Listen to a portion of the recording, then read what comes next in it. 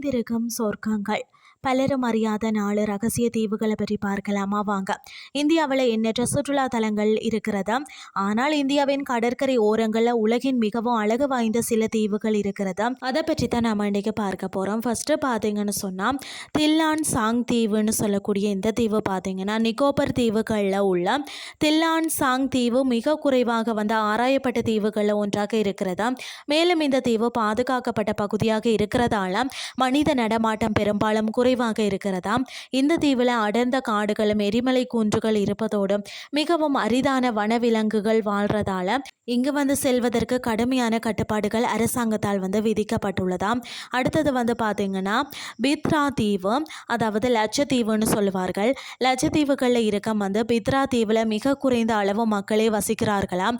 வெறும் 300 பேர் மட்டுமே வசிக்க மிக சிறிய பித்ரா தீவு அழகான காயல்கள் மற்றும் பவளப்பாறைகளுக்கு பெயர் பெற்றதாம். அதாவது பார்த்தீங்கன்னா தனிமையில் அமர்ந்து அமைதியாக உலக தொடர்பில் இருந்து தற்காலிகமாக விடுபட நினைக்கிறவங்களுக்கு ஏற்ற தீவாக இது இருக்கிறது. இங்கே சென்றால் காலம் மெதுவாக கடக்கும் உணர்வு தோன்றுகிறது. இந்த தீவு பற்றி பலருக்கும் அவ்வளவாக தெரிய வாய்ப்பில்லை. மற்றது பார்த்தீங்கன்னு சொன்னால் நார்கொண்டம் தீவு.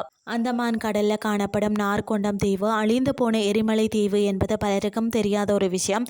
உலகின் வேறு எங்குமே காண முடியாத நார்கொண்டம் கார்ன்பில் பறவைகளுக்கு புகழ்பெற்ற இந்த தீவு வட அந்தமானில் அமைந்துள்ளது.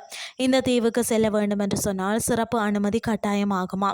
மற்றது பார்த்தீங்கன்னா மினுக்காய் தீவு. முற்றிலும் மாறுபட்ட தனி உலகமாக தோன்றும் மினிக்காய் தீவு லட்சத்தீவின் ஒரு பகுதியாக இந்தியாவின் உயரமான கலங்கரை விளக்கங்களில் ஒன்றுதான் இந்த தீவில் இருக்கிறது.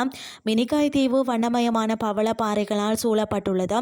மேலும் பார்த்தீங்கன்னா ஒதுக்குப்புறமான அமைவிடத்தில் இருக்கிறதால அமைதியாகவும் இயற்கை எழில் மாறாமலும் காட்சி தருகிறது. இங்கு செல்வதற்கு கட்டுப்பாடுகள் உண்டா. மேற்கூறிய தீவுகள் அனைத்துமே பலரும் அறியாத மக்கள் நடமாட்டம் இல்லாத தீவுகளாக இருக்கிறதால இயற்கை அன்னை எந்த துன்பத்திற்கும் ஆளாகாமல் அப்படியே காட்சி தருகிறாள்.